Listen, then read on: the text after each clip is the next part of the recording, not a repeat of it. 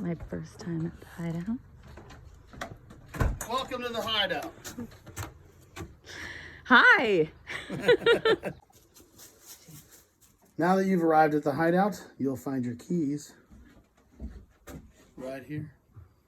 I'm going to go over just a few things to help you enjoy your stay, understand where you're at, and make you more comfortable. First of all, the property is a forest preserve and a wildlife sanctuary. Please refrain from logging, cutting trees, running chainsaws, hunting, and trapping activity.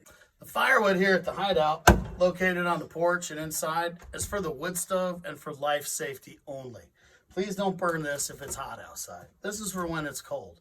If you need camp wood, there's a camp wood stand located right there. That wood has come from a nearby forestry, so we know we're not going to be importing any other diseases. So please purchase your camp wood here at the stand. And the money goes to 3 local boys that run that stand. They're 13, 12, and 7. They work real hard for their money, and they would appreciate your business. Pets. Well-behaved pets are always welcome here at the Hideout. They shouldn't be on the furniture or on the beds. It's real hard to get their fur off the wool blankets. But another thing you got to think about is we are in the wilderness, and there are all kinds of animals here that eat other animals all the time. So your dog should either be on a leash or under your voice control. We do have wolves, coyotes, bears, mountain lions, and even some moose in the area. And all of those things could present a danger for your animal. Trash. While you're staying here in the cabin, trash is located right here in this cabinet. When the bag fills up, simply tie it off, and let's place it over here underneath the stairs. What we don't want to do is have that trash on the front porch or anywhere else outside. We have raccoons and bears in the area, and we give them a lot of reasons not to be here, so let's keep it that way. You will not have electricity from the grid, but there is a backup generator. The only time you need to start the generator is for water. You have about 4 hours of generator runtime per day for your stay, so use your electricity wisely. The way you start the generator is simple. Turn the red button to on, push and hold the gray button until the green light appears, and you're on the grid. When your generator's running and you want to turn it off, simply just push the red button down to off, generator powers down, and you're good to go. While you're here at the Hideout, all your water comes from a well. The well's about 70 foot down, and it goes through a water softener, so it feels nice and silky. It's the cleanest raw water you'll ever experience, and enjoy it. It may have a little bit of a color to it. That's because all of our trees drop their leaves, and the leaves produce a tannic acid that filters through the sand and puts a little bit of color into your water. It's perfectly safe. Everything in this cabin runs off of propane and doesn't require electricity. So the fridge and the freezer, they don't make any noise really, but they stay nice and cool. What I would tell you to do is pay attention to your little ones. There's a knob to adjust the temperature down here, and if it moves at all, this thing will turn everything inside of here to a block of ice. It's incredibly efficient. It works very, very well. Just know it doesn't need the electricity. It will keep your things cool, and it does not need to be adjusted. The stove, similarly, doesn't have a modern igniter. It uses pilot lights the old-fashioned way. You lift up the stove, you see these 2 little flames. Those are your pilot lights. And because of the pilot lights and the age of this stove, when you wake up in the morning and want to have some coffee, just know that there's an uncomfortable or awkward delay before you can start your fire. Push, turn, everything's on, nothing's happening.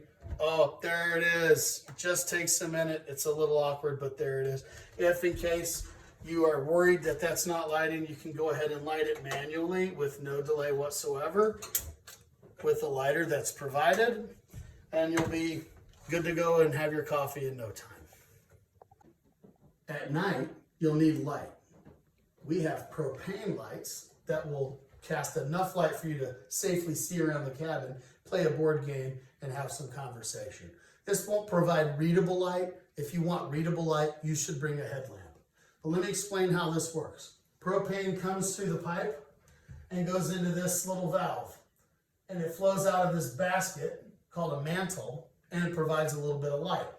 In order to turn it on, we simply lift up this valve and the propane starts flowing. Now, because that could happen on accident and someone could leave this gas light on and we would all die at an explosive death, they have a safety. You have to push this in gently and then lift up.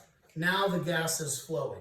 Light your lighter down below, and without touching the mantle, just raise your light, and there's your light. It's on. Now, if you hear a whooshing noise at all, you need to turn your light down just a hair. The knob's really sensitive, so you might turn it out on accident. Oops, I did. Just go ahead and push in, get the gas flowing again, relight it, and just crank it down until you can't hear the noise.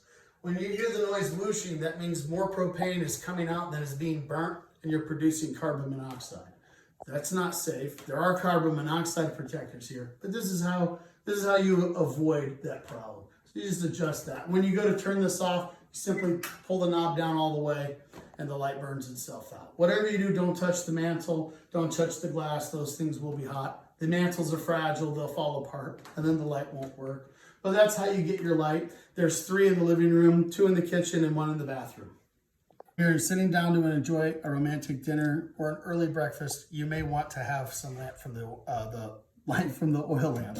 Simply remove your chimney and light the light. Once that's lit, you can replace the chimney, and then you'll need to adjust the flame. When the flame's this high, you're producing a lot of black soot and smoke, and it's just going to stink up the place, and you won't be able to see your light.